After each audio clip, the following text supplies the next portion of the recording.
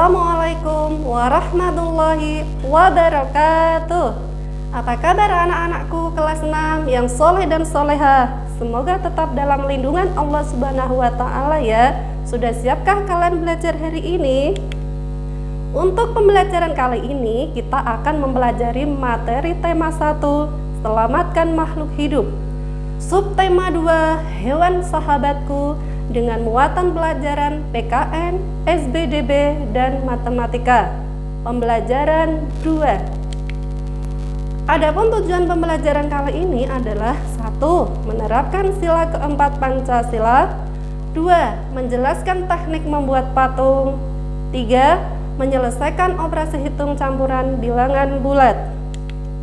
Sebelum kita mulai belajar, marilah kita berdoa terlebih dahulu supaya belajar kita lancar, bermanfaat dan diberkati oleh Allah Subhanahu wa Ta'ala dengan membaca basmalah. Bismillahirrahmanirrahim. Anak-anak, masih ingatkah kalian bunyi Pancasila dari sila pertama sampai sila kelima? Pintar, anak-anak memang hebat. Bagaimana perasaan kalian ketika sedang mengucapkan bunyi Pancasila? Senang dan bangga tentunya ya. Tapi ada satu teman kalian yang sedang bersedih. Ia bernama Santi. Apa yang terjadi pada Santi? Kita simak cerita berikut ya. Santi sangat sedih. Ayahnya baru saja bercerita bahwa penduduk setempat mengeluhkan keberadaan peternakan ayamnya. Mereka tidak tahan dengan bau yang berasal dari peternakan ayamnya.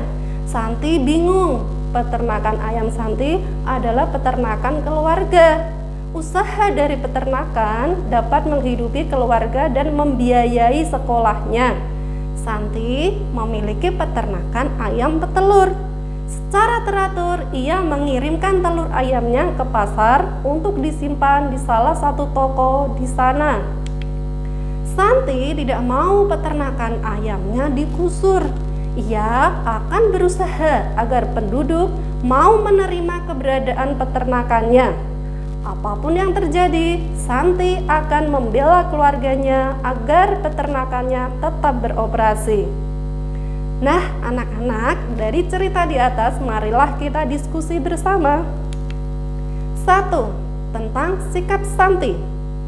Santi tidak mau peternakan ayamnya digusur. Ia akan berusaha agar penduduk mau menerima keberadaan peternakannya.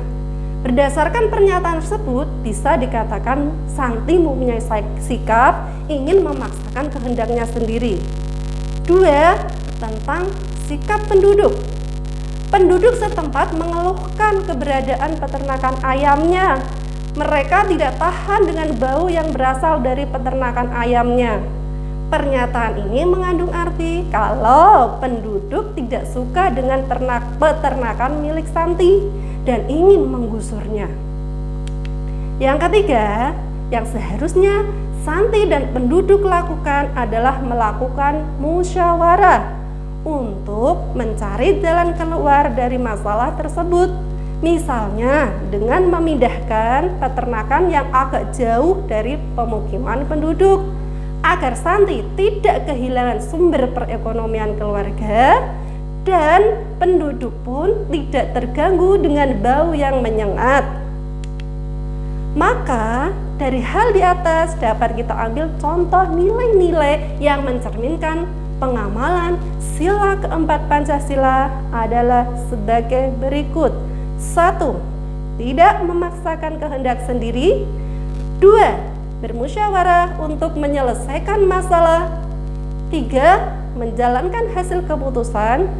Dan keempat adalah mengutamakan kepentingan bersama. Sebagai sahabat manusia, hewan banyak memberikan inspirasi dalam karya seni. Salah satunya adalah seni patung. Berikut adalah contoh patung yang idenya terinspirasi dari hewan. Ada bebek, juga ayam. Untuk membuat patung seperti gambar di atas, yang paling tepat adalah dari bahan tanah liat dengan teknik butsir. Teknik butsir merupakan cara membuat patung dari bahan lunak seperti tanah liat dan plastisin dengan mengurangi atau menambah bagian-bagiannya. Teknik ini memerlukan busir dan sudip untuk menghaluskan permukaan. Hewan banyak memberikan manfaat bagi manusia. Susu merupakan produk hewani yang dihasilkan dari sapi. Telur yang dihasilkan dari ayam petelur dapat kita nikmati. Udin membantu ibu membuka belanjaan. Di dalam tas terdapat 2 botol kecil susu, masing-masing berharga Rp1.000. Kemudian Udin juga menemukan 2 kardus kecil telur, masing-masing berharga Rp10.000. Nah anak-anak, bagaimana cara Udin untuk menghitung jumlah harga belanjaan ibu? Simak penjelasan berikut ya. Pertama, Udin mengelompokkan 2 botol susu. Ada 2 botol, maka Udin mengalihkan 2 dengan harga 1 botolnya. Maka didapat 2 kali 1.500 sama dengan Rp3.000. Kemudian Udin juga menghitung kelompok yang kedua, yaitu 2 kardus telur yang harga 1 kardusnya adalah Rp10.000. Maka didapat 2 kali Rp10.000 sama dengan Rp20.000. Kemudian Udin menjumlahkan harga susu dengan harga telur, maka didapat Rp3.000 dengan Rp20.000 menjadi Rp23.000. Jadi harga belanjaan ibu semua adalah Rp23.000. Saat kalian menyelesaikan soal yang memiliki lebih dari 1 operasi hitung, jawabanmu tergantung dari urutan penyelesaian jenis operasi hitungnya. Maka kalian harus tahu urutan pengerjaannya. Berikut adalah langkah operasi hitung campuran yang memuat beberapa operasi hitung. Yang pertama, selesaikan operasi hitung yang ada di dalam tanda kurung. Yang kedua, selesaikan perkalian dan pembagiannya terlebih dahulu. Kemudian baru yang ketiga, yaitu selesaikan penjumlahan dan pengurangan. Ada contoh soal yaitu 27 ditambah 19 dikurangi 10 dibagi 2 dikali 3. Berapa hasilnya ya? Untuk mempermudah, kita buat dulu tanda kurung yang dapat kita letakkan di 27 ditambah 19 dan 10 dibagi 2, sehingga dapat ditulis kurung buka 27 ditambah 19 kurung tutup dikurangi kurung buka 10 dibagi 2 kurung tutup dikali 3. Kemudian kerjakan dulu operasi yang ada dalam tanda kurung. 27 ditambah 19 menjadi 46.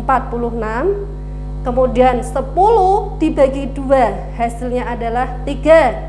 Sehingga menjadi 46 dikurangi 5 dikali 3. Nah, sekarang tanda operasinya tinggal pengurangan dan perkalian. Maka kita kalikan dulu, yaitu 5 dikali 3 yang hasilnya 15, sehingga didapat 46 dikurangi 15 sama dengan 31. Sampai di sini dulu ya pembelajaran kita kali ini. Semoga ilmu yang kalian peroleh hari ini bermanfaat. kita akhiri dengan mengucapkan bacaan hamdalah. Alhamdulillahirabbil alamin. Bagaimana anak-anak? Mudah kan belajar dengan Bu Fatin? Semangat terus ya belajarnya. Sekian dari saya. Wassalamualaikum warahmatullahi wabarakatuh.